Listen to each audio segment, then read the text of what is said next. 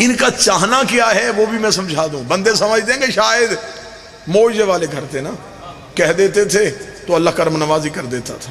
میں اسی بات سے امام حسن کا ایک چاہنا سناتا ہوں آپ کو, ورنہ تو جس حجت کا آپ نام لے میں ان کا چاہنا سناؤں, کیونکہ آج مجلس منصور شہزادہ یمن سے ہے تو میں جناب بادشاہ حسن کا چاہنا سناؤں. میرے مولا امام حسن اپنے باغ میں کھڑے تھے,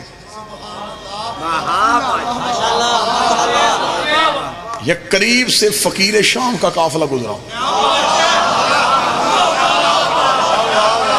میں وہ زبان کاٹ کے کتوں کے آگے نہ پھینک دوں جو علی کے سوا کسی کو امیر کرے.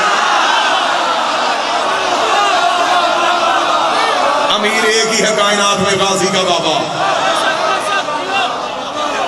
یہ یوں باغ کے باہر سے گزرا, اس کے ساتھ اس کے پالتو ہواری تھے.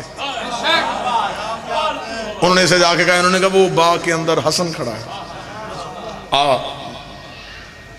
توہین کا پہلو ڈھونڈتے تھے نا, آؤ جناب حسن سے جا کے کوئی بات کریں. اس نے گھوڑے کو واپس کیا, جناب حسن کھڑے تھے. حسن کے قریب جا کے کہنے لگا, حسن تیرا باپ علی سلونی کا دعویٰ کرتا تھا, تو بھی کرتا ہے؟ سطر سننا جناب حسن کی اور گھر تک نشہ رہے گا. جناب حسن نے سر اٹھا کر, تجھے نہیں پتا ہمارے چہرے بدلتے ہیں دعوے نہیں بدلتے.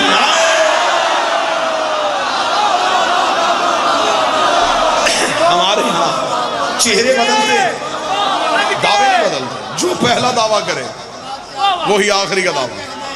اسے کہا تیرا بابا سلونی چاہنا سمجھانے لگا, ان کا چاہنا کیا ہوتا ہے. اچھا تیرا بابا علی کہہ دیتا تھا کہ جو مجھ سے پوچھو, تجھ سے بھی جو پوچھے بتا دیتا ہے. امام حسن نے کہا پوچھ. اب سوال, اور جاہل کے ہاں ایک علت پائی جاتی ہے, جاہل صرف جواب میں جاہل نہیں ہوتا,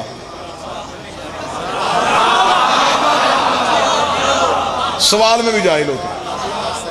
بابا ناصر جی میرا اپنا ذاتی تجربہ ہے, بھٹی صاحب بڑے بڑے بندے جو ہیں نا سج دج کے آئیں گے, جی آپ کے مولوی صاحب آئے ہیں, ہم نے جی کچھ سوال کرنے. ہم بھی بڑے پریشان ہوتے ہیں کہ پتہ نہیں کون بھی آیا ہے سوال کرنے کے لیے. آگے سامنے بیٹھ گئے, جی وہ سوال یہ تھا, یہ گھوڑا کہاں لکھا ہے؟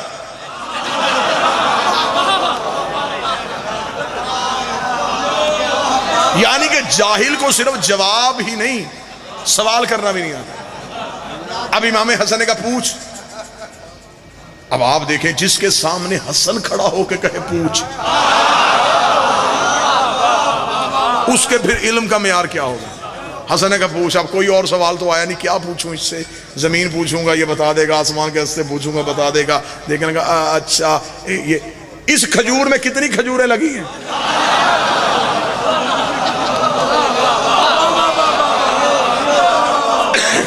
چاہنا سمجھانے لگا, اس کھجور میں کتنے کھجوریں لگے ہیں؟ امام حسن نے سر اٹھائی دے کے بغیر کہا 3313.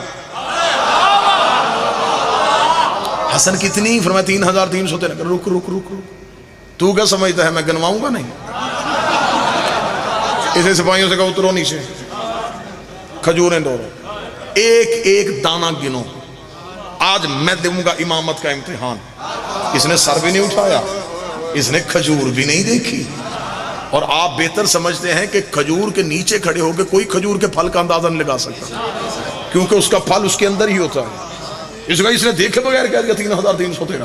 سپاہی چڑھ گئے, کھجوریں ساری نیچے گرا دی, کے قریب کھڑا ہے اور نگرانی کر رہا ہے. سپاہی گن رہے ہیں کھجوریں کتنے ہیں, گنتے گنتے کھجوریں یہ قریب چکر لگا رہا ہے.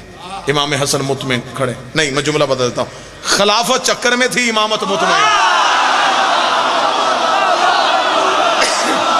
بادشاہ چکر میں تھے, امامت مطمئن تھی. یہ کھجوریں گنواتا رہا گنواتا رہا گنواتا رہا, کھجوریں گنتے گنتے جب سپاہیوں نے کہا 3313 3313. اسے سمجھ ایک گھٹاؤ ایک بڑھاؤ, ایک گھٹاؤ ایک بڑھاؤ, ایک گھٹاؤ ایک بڑھاؤ. اسے کہا ہم گھٹاتے ہیں یہ گھٹتی نہیں, ہم بڑھاتے ہیں یہ بڑھتی نہیں.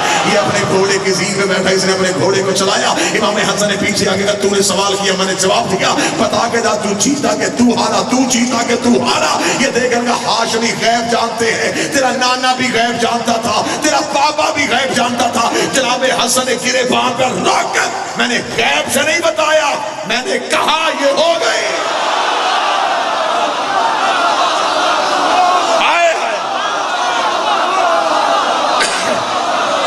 میں نے کہا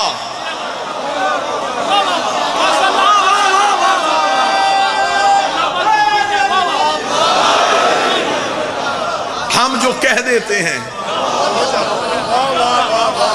وہ ہو جاتا ہے.